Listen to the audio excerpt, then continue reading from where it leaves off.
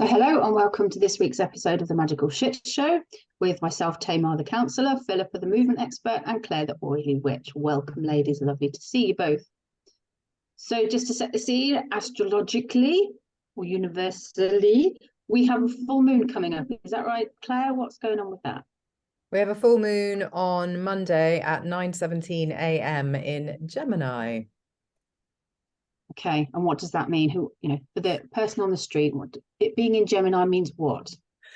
Gemini is twin energy. It is mirrors. So Gemini is ruled by Mercury. So expect to feel lots of kind of possibly being in your mind a lot more than you normally necessarily would be. But Mercury is also communication. So we could argue that it could be communication respiratory, emotionally, or digestively, which is rather apt for what we're going to talk about today. But this kind of clarity that's going to be given to us by the full moon and showing us really the mirror, like what is the truth of who we are. That's going to become apparent, and the way ahead, and the fact that some relationships may no longer serve our higher purpose, and that will be much easier to see under this full moon. It's kind of like, and people might feel anxious, and obviously you can use essential oils and breathing techniques, which Phillipa can talk about in a minute. And the idea is to kind of, if you are feeling anxious, to allow that in and to work out where it is in your body and what that means, what the message is behind that anxiety, really. But other things to say about it is when you're going through this personal kind of possibly triggered time, then do call upon the power of the moon, which is Reed this month. So it's the Reed moon. So that's the goddess of the underworld. So that's your ancestors. So this is a lot of time there's clarity around what you may have inherited from your ancestors and what therefore may not be yours. And it's time to hand it back. So some generational stuff going on in the run up to Christmas. Excellent, just what everybody needs. Well, it's clearing the decks, isn't it, before the winter solstice? Yes. Yes, because we're in that period of shadow work, aren't we? After sort of Halloween, we go into that internal, closed down, inside work period. So this is quite apt, really. So what's happening in the mental health world then? But generally, well, in terms of that, how do people do that properly? Yeah, I see what you mean. So there's a lot of reflection on what patterns are we repeating, what relationships are we repeating, and often they're not ours. So people have difficulty in their personal relationships, and quite often when you look at it, it's the parental relationship that they're replaying, trying to get the outcome that they didn't get first time. So it's about the patterns and looking at your shadow self as well. What are the dark parts of myself that I don't really like? About identifying them, working with them, and maybe, can you make friends with them? Is it a good that I respond in this way to certain situations because it actually creates a boundary for me or stops me over compensating or over people pleasing? Yeah, it's interesting work. It's hard for people to get into that because it's the shadow side, it's the part that we tend to ignore and pretend doesn't exist. So it's a good time to tackle that kind of stuff for sure. Yeah, people reject. Sorry, I interrupted you. I was going to say people reject that side of themselves. And I guess that's what this moon is about, is the fact that there will no longer be the possibility to reject it, because the twin energy is likely to put you into situations in relation with other people, which is going to mirror back to you parts of yourself that you don't like. So It's going to be very, very triggering. You're going to be like, oh, I really hate that about that person. And then it's about recognizing that actually you don't like that about yourself more than the other person. The other person just playing a part to show you you've got work and focus to do in that area. Yeah, anything where you have a really strong reaction is usually a message of something you need to look at, for sure. How about you, Phillipa? Are you in any shadow work at the moment? Well, I must say I've been quite deep in contemplation, because I threw coffee on my MacBook last week and it's totally messed everything up. And you definitely see parts of yourself that you don't like emerging at times of stress and struggle, don't you? And increasingly I see my mother, and I didn't think that was in the plan, to be honest, but but yeah, no, I mean, I certainly, I know this about myself, because over the years I've approached working on myself a lot, because of having a variety of feelings, like as lots of people do, but struggling with predominantly low mood and things like this, and so trying to unpick that, and to get to grips with what is within oneself. And so I'm this is something that I've done, this is something that I do, and for me, I think the way that I work really is with movement as a way of getting to know your physical body. So interestingly, of course, movement, particularly when we do movements like yoga, that has the capacity to unlock emotion. For instance, when we do movements that open the chest, you will see somebody who's sad, upset, depressed, in low mood, and even grief, is the thing that we were going to address at some point, is that they'll maybe have a rounded posture, and that's this self-protection piece. And so sometimes when you do movements that open you up literally, then that can be a bit triggering, and an emotional release might take place. And for some people, that's quite uncomfortable, to go to that place.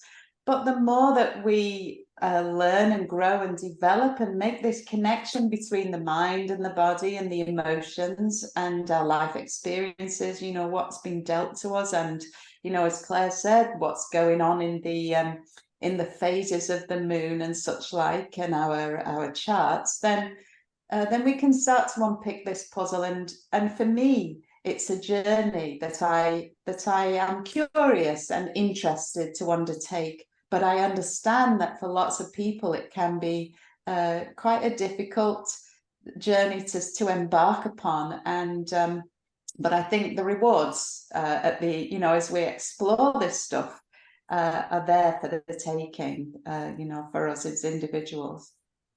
Yeah, with personal growth, you can't avoid it. You have to go through it and feel it. And it's not always comfortable, and it's not always nice.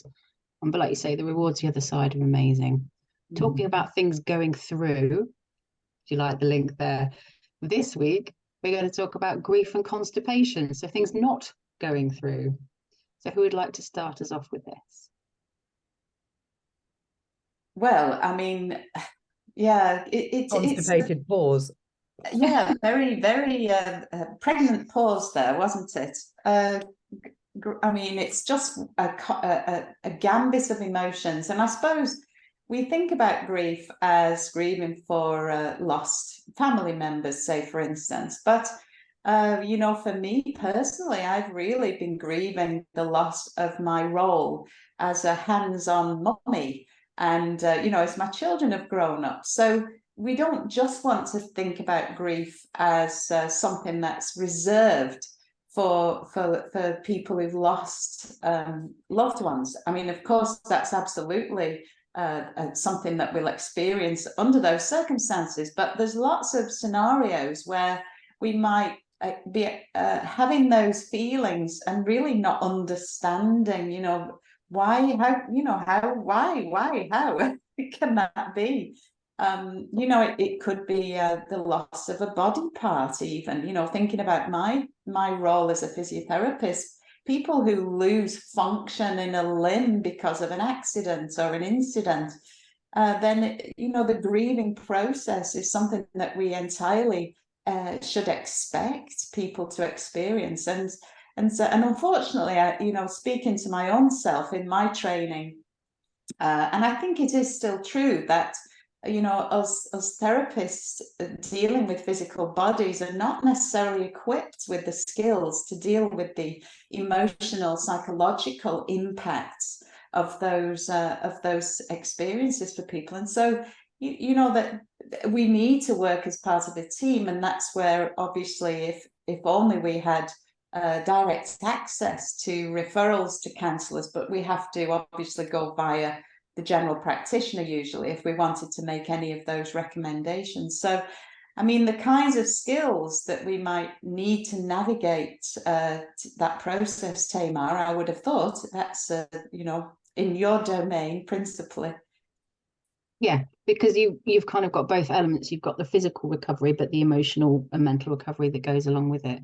Because like you say, grief isn't just about the death of a loved one. It can be the loss of who I used to be. So when we used to work in the menopause collective, we talk about the loss of the identity of who you were before, you know, and a loss of a job, or, you know, getting a job that you really wanted and thought it was going to be your future, you know, and grieving that path that you'd kind of envisaged. It can be the loss of anything, and people have these feelings of loss and don't really think about it as grief, and so find it really hard to be going through those emotions. So even identifying it as grief, I'm grieving this. Even the death of a pet, you know, I have people that are so distraught that the pet's gone because they're a member of the family, and the people around them just don't get it. They go, it was just a cat, or it was just a bird, I don't what, just a fish, what's the problem? But people really are emotionally tied to these creatures, and it's a member of the family that's gone, and it's allowing yourself to grieve. I suppose it's important to outline that process because it is a path that we can tread along, isn't it? The grieving process, the stages of grief. Is that in the front of your mind, what those stages might be? Oh gosh, denial, anger. This is 7 stages, isn't it? I haven't got them to hand, but also they're not linear. Bargaining, the one, they're not linear. You kind of go back and through and around, and there's no time limit. Don't think I'll be done in a month. Doesn't happen like that. And the grief doesn't go away. Your life grows around it. So your grief becomes a smaller thing that doesn't come at you every day, but your life just then kind of grows around it. So that loss is always going to be there. There's no expectation that you're going to forget about what it is you've lost. But there's also, grief can be really empowering as well, because when things like that happen, it's that choice we make. It's freedom of choice, isn't it, about how we choose to respond, because that's really ultimately the only freedom we have, is in choosing how we wish to see things. So I would say that it very much is a choice, but we are conditioned to believe it's going to be a negative experience, and it's not always a negative experience. And we're conditioned to imagine that if we go into a grief state, that we can stay in a grief state for years. And if you process it properly and you allow it to move through you, and you accept it with all its jagged edges and all the things that it brings up, because it's very, very deep, then you don't have to live in a world of, grief and sadness indefinitely. And it does change, as you said, Tamar, it morphs and shifts, and I always think of it as a kind of a runaway horse. It just does what it wants to do when it feels like it, and it just comes upon you suddenly. So I think that our culture doesn't really do very well with allowing people to process grief. And there's this kind of, we don't give people the right approach at the beginning. So, especially now, where we quite often don't see the body, especially if it's not a very particularly close relative, closed caskets, cremation, whatever, it's all over. That bit is, in our England, done quite quickly. Obviously Ireland and other places, they take a bit more time over it and allow people to sit with the body. And I think that's really, really important if we're talking about, obviously, physical grief, grief of a person, not a limb, because obviously a limb, you wake up and often it's gone.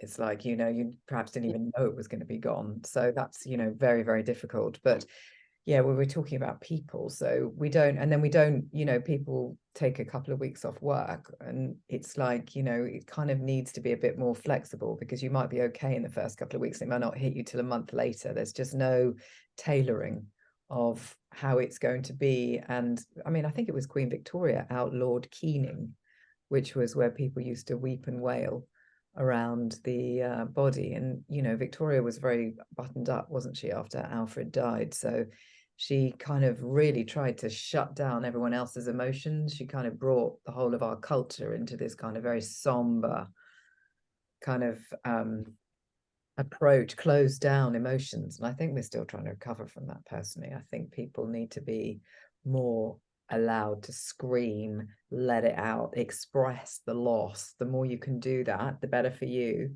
And I think having some spiritual understanding, some spirituality in your life is really helpful to understand, you know, that there's a higher purpose, you know, the person hasn't necessarily disappeared, they're just gone in one realm, but that's a personal choice. I accept that, but it does help with moving things through and not getting stuck. Some grief can be more complex than that, you know, because I think the version you're describing is a loved one who you're going to miss. But then if you have trauma with that person, you can have real mixed feelings. If, you know, if they're an abuser, but a relative, it's like, well, I kind of love them, but I hate them. And I'm sad that they're gone because I'm never going to repair that relationship. But I'm also glad that they're gone because now they can't hurt me. And so you've got layers of grieving that's then mixed in with trauma work as well. So it's not always that straightforward. And there's such a thing, there are such things as a good death.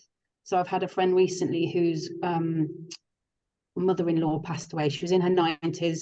She was surrounded by her family. She'd had a lovely life and she just went peacefully. And I said, oh, well, that was a lovely death, a really nice way to go.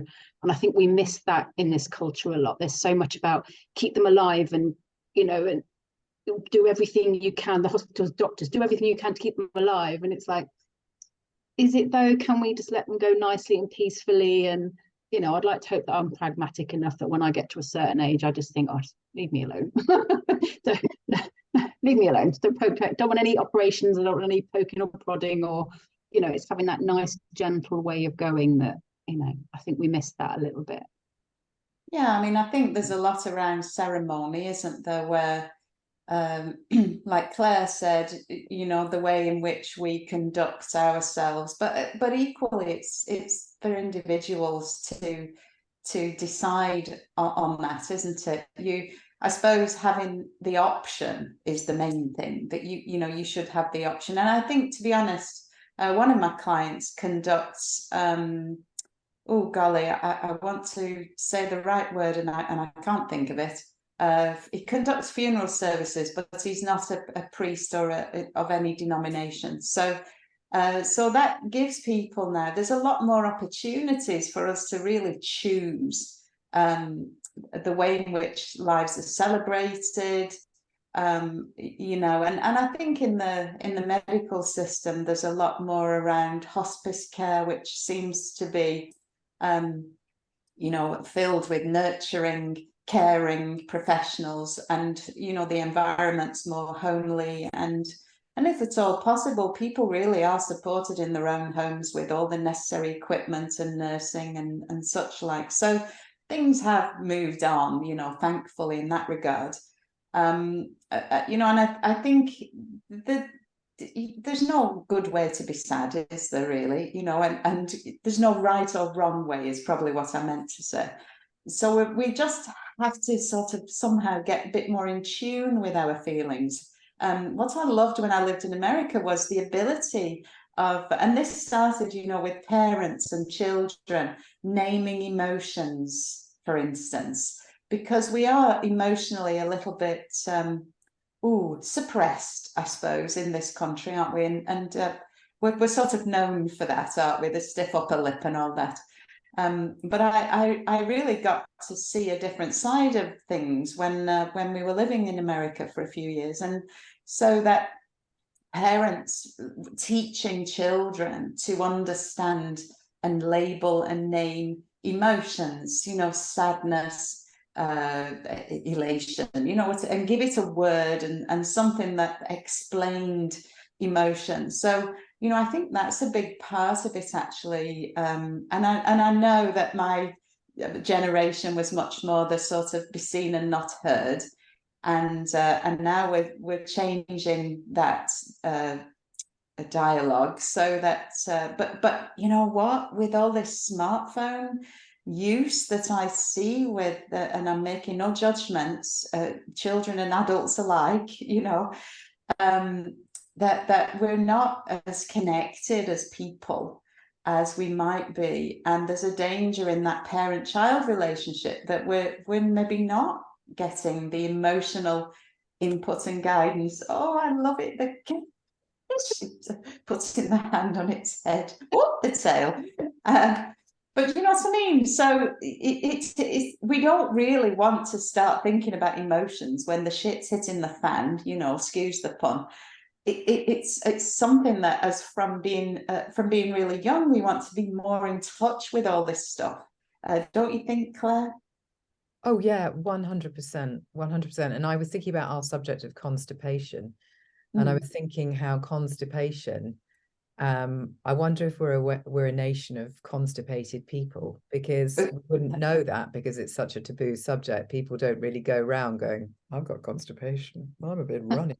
You know, it's not really kind of how we introduce ourselves. Yeah, I'm someone who gets things stuck.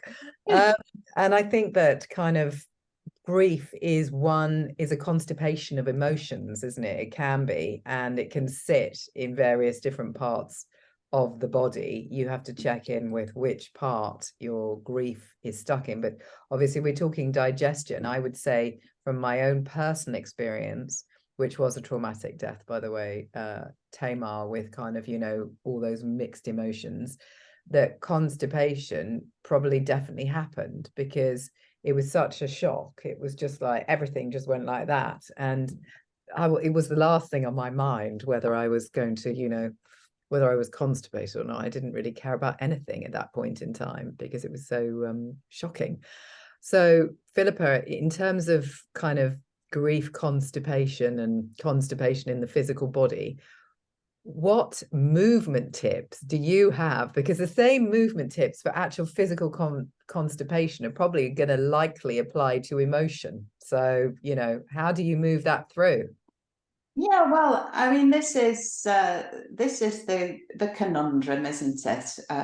Because we get into a state of unpredictable habits, bowel habits specifically, and then it becomes a bit of a self-perpetuating problem. And I've got a lot of experience with this subject matter because my first child had that experience of surgery and chemotherapy and all of this treatment for a tumor attached to his tailbone, and he was left with chronic constipation. And so for many, many years, my main topic of conversation was Ben's, I mentioned his name then. Ben's bottom. The outputs, shall we say. And I mean, honestly, I was absolutely psychotic with all this stuff going on. Maybe not psychotic, but you know what I mean. It drove me to distraction. So it was the main topic of conversation in our house, inputs and outputs. But of course, I learned quite a lot while all that was going on. And so movement was the thing that we used, and so it was routine is the other thing, of course. To have regular inputs is going to promote regular outputs. That's always going to help. The fluid balance, really important, as we know. And then we would all take it in turns to run around with this child in the garden, playing football every evening after tea, you know, to stimulate the movement of the gut. Now, we can't all run around, but we can take steps, and literally, as in walking, is what I'm talking about. And so there's some influential acupuncture points that lie within the sacroiliac joints. And the sacroiliac joints are joints that move like this when we walk. So as your legs move forwards and backwards, the pelvis also moves forwards and backwards. So this is the two pelvic bones rotating. I'm going the wrong way, forwards and backwards as you walk, as you run, as you move about. And so the sacrum is the bone that sits in between these two pelvic bones, and the joint between the sacrum, the flat bone, and the pelvic bone is called the sacroiliac joint. And within that joint is an influential acupuncture point. And so by moving the pelvis in this way, we move and stimulate those points. And so that's one reason why potentially walking helps. Going up and down stairs, if you can't go out, if the weather's no good, walk up and down stairs a few times. But the other thing, of course, that's absolutely awesome in yoga is rotations. So spinal rotations, you might lie on your back and rock your knees from side to side. And I had a whole routine of exercises that I would do with this child of mine on the mat, on the ground, on the carpet, whatever. And hugging your knees in towards your chest is another good one. Pelvic tilting, just lying on your back, and I suppose you're on your side like this, rocking the pelvis forwards and backwards. Again, speaking to those pelvic joints, and so twists, abdominal twists, and obviously, I do a whole routine of yoga, and honestly, I challenge you not to go to the toilet after it. Is what I would say. Promises, promises. Yeah, promises. I know, honestly, it works every time. Twisting, lots of twists. And then there's another move that actually is called, it's called the shit shifter. Who knew? So you lie on your tummy. You lie on your tummy with a rolled up towel, quite a big sort of sausage shape underneath, in between those pelvic bones. So osteopaths do actually mobilize organs. So, we can do this work for ourselves using just a simple rolled up sausage shaped towel. You lie over it and you let it squash into your tummy. Now, like all these things, we've got to say it may not be suited to everyone, and ask your doctor if you're not sure. But lying over the sausage shape, and then if you can think about this, you're lying on your front, you'll breathe in and out, and your body's sort of going up and down on top of this sausage. And then we can do a movement that is called baby cobra in yoga, where you lift your breastbone and come up onto your hands. So you're lying on your front, the sausage is in your tummy, in the bit where we all know our guts are. If we were going to rub them, we know where they are. The sausage is there, and you push yourself up, and then you kind of feel that into the tummy, pushing into you. It's like massaging those abdominal contents, and you can do a few repetitions of that. So all these different movements will help. Movement is definitely indicated if you're in any way constipated, bunged up, whatever you want to call it. And my massage therapist taught me a stomach massage as well, which is the right way around. So my right hand I write with, you rub up that side of your massage, up that side of your tummy, across and then down. Yeah. So you're right up and then down left, and that's kind of the path of your guts. And by massaging that area, you're kind of helping things to move along a little bit. Yes, absolutely. The large intestine, the colon, follows that path, and if you feel on the bottom left hand corner of your pelvis, you can sometimes even, doctors will palpate on the abdomen to feel the mass of backed up feces in the bowel, and you can sometimes feel it there, sitting there yourself through the abdominal wall. So definitely massaging in that way. I think, the biggest thing is to maintain this regular habit as much as you possibly can.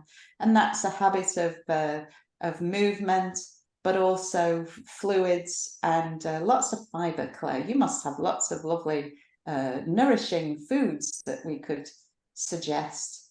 I was just literally thinking that. So beautifully synced there. Yes, because I was thinking that for people like me with connective tissue problems and a slow transit colon, I cannot have gluten, because that is like gluten, clues in the name, because it literally, things cannot get down and round. So that is a blocker. So when you have to, so being conscious of what you can and can't eat, what creates a lot of gas in your system, which is very painful and can also stop things going where they need to go, because, there's just so much air. You can literally feel yourself bloating out. Lots of people get bloating, especially as we get older. So yeah, diet is incredibly important. Having awareness over what suits your system and what doesn't, and what helps you to move and what doesn't. Like, I know certain things, if I eat them, then they're going to move very quickly. And that goes for drinks as well, like caffeine and things like that. Some people use coffee as a way to keep themselves regular, which is brilliant on one hand, but on another hand keeps them awake all night and they don't get proper sleep. So it's like, you know, robbing Peter to pay Paul. And it's just a case of working out, why are you not kind of flowing? What are you eating that doesn't actually benefit your bowel? So I was going to say that there was something, oh yes, and don't be thinking, just if you've got diarrhea, don't imagine that doesn't mean you have constipation, because you can get very high up constipation and then you get diarrhea as things kind of move around it, but you still have those hard lumps of feces in your digestive tract, in your intestines. So people automatically presume that diarrhea means they're not constipated. It also means they're not dehydrated.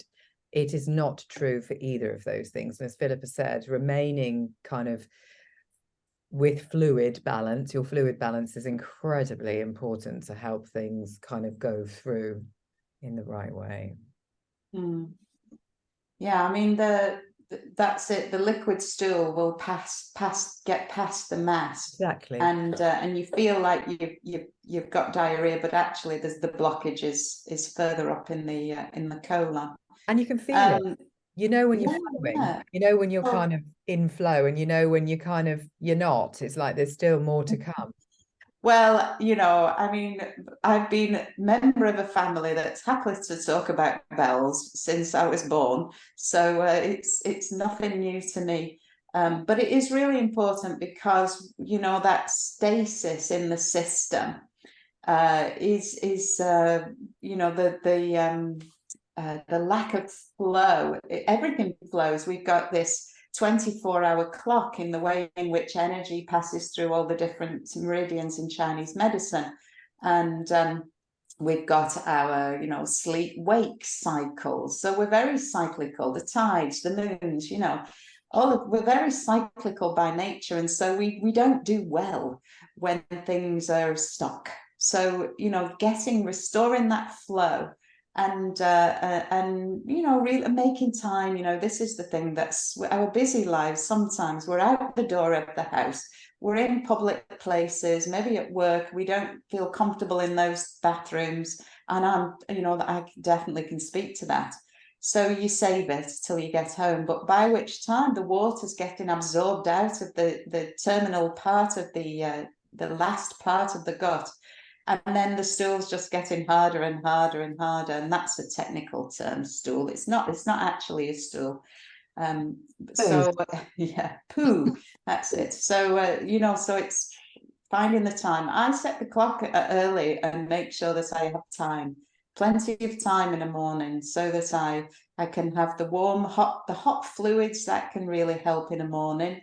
And after meals is a time when we're more likely to experience an output, a bowel motion. So again, you know, not rushing your meals, bolting your meals down, and giving yourself this time. And that is increasingly difficult in this modern life, and distractions don't help. So we're sort of going back to basics, back to nature in a way, aren't we? Listening to our bodies and responding to the cues, because we just get really good at ignoring the cues from our body, whether it's to sleep or to rest or to get outside and enjoy sunshine and fresh air. We've sort of got a bit tuned out, is what I say. So the movement practices that I encourage and teach to my clients are very mindful movement practices to help us to sort of engage and reconnect with the body. And the more that we can do that, I think the more we're getting back into balance, the mind-body connection, our emotional, physical connection is being restored. And so, you know, optimizing, hopefully, as much as possible, our experiences of life. And I wanted to say to Tamar, anally retentive people have problems with, well, it's Freud, isn't it? It's basically the Sigmund Freud's view that people they can't deal with their own shit, so they don't shit. Yeah. So it's kind of like, can you speak to that a bit? Because there's the emotional side of constipation as well, because constipation could be triggered not just by diet, but by nervous system response. So yeah. So our bodies reflect what goes on in our mind. So there's I'm going to say this book called The Body Keeps the Score, but we don't use that one because that was a man copying a woman's book. Oh. There's a book called Alice by Alice. Oh crap. I'll put it in the comments. There's a book about like the body keeps the score and your body knows. So your body is telling you what's going on. So if you're holding trauma and not dealing with it, you get IBS or something like that. If you're not releasing your emotions or feeling them or letting them flow through, you get constipated. So your body kind of tells on you. So you can ignore stuff and shut it down as much as you like, but your body's going to do something and it's going to give you away. So you get bad skin or digestive issues or, something. So by consciously ignoring stuff, you're not going to get away with it. There is no kind of get out of jail card. So yes, you're absolutely right. If you don't feel things, it's probably Freud. If you don't feel things, what did you say? Well, I was suggesting that kind of like we have anally retentive people, and that means that basically they hold their emotions inside, don't they? So they're the people that don't go to the toilet in public places. I've got many clients like that. And I say to them, when you're self-accepting, when you can go to the toilet in a public place and feel, not obviously in the middle of a square somewhere, but another public toilet, because you will have accepted yourself, because you're not accepting yourself on some level. So you don't want to kind of, feel comfortable going expressing yourself that way, letting your shit go literally in a public place because you're too scared that someone's going to see your shit or you're rejecting parts of yourself. So I meant talking to that kind of side of it. Yeah, and there's something around upbringings as well. So you get the upbringings around shame where you don't fart in front of anyone, you don't talk about toilet stuff, nobody burps, all that kind of buttoned up, this is not how you behave. So then you can't go, you go to school and you can't go to toilet at school because someone in the next door might hear you and you're not supposed to do that in front of other people. And you're setting them up then for a life of being so buttoned up and tense. So you're emotionally tense and physically tense. So then your bowels are tense. And it does all feed in. The mind, body, soul connection is so linked that if you're that way in one of them, you're going to be that way in all of them. And it's about letting that go. And when you're happy to, I don't know, when you have your own kids and you fart freely in front of them and you don't make it a shame thing. And so then that generation are then more likely to be more relaxed and calm and not buttoned up and tense about stuff. So it can be generational trauma as well, shame-based upbringing.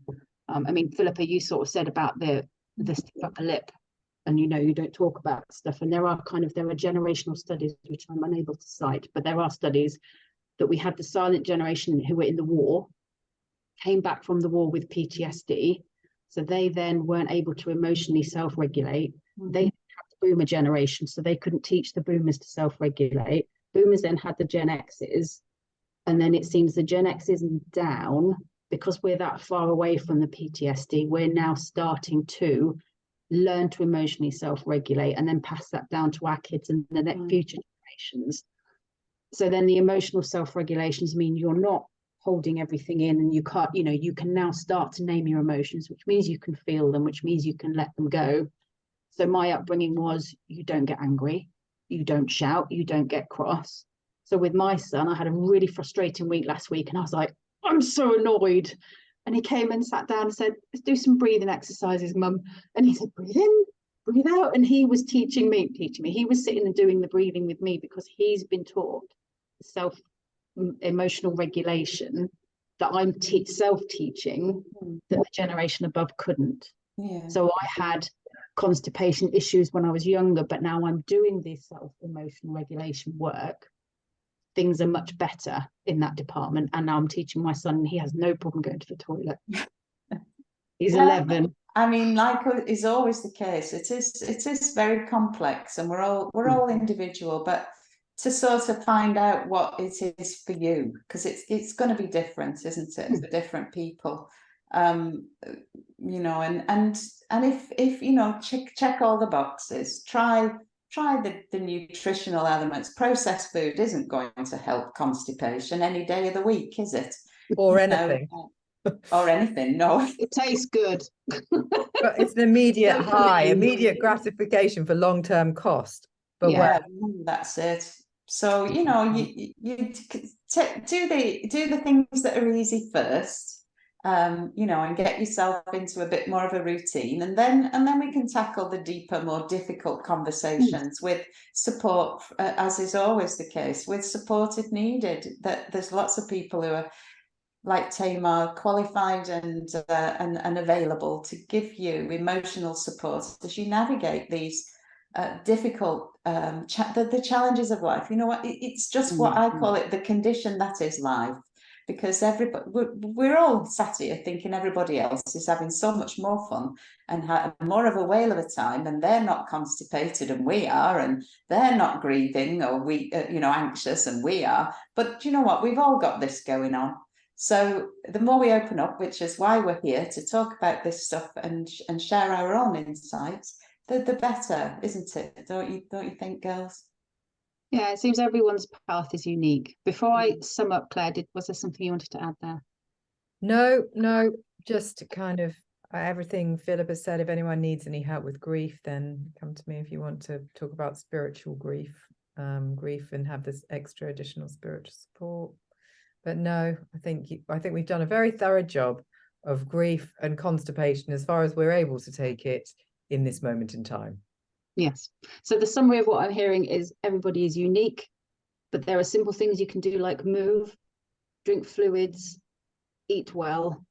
But everyone's going to need different levels of different things. Mindful eating and chew your food. I think the message there. Bless. Thank you, ladies. Oh, thank you very much. Yeah, thank you. Fascinating as ever. Thank you very much for joining me, and we'll see you all again in 2 weeks on the next new moon. Brilliant.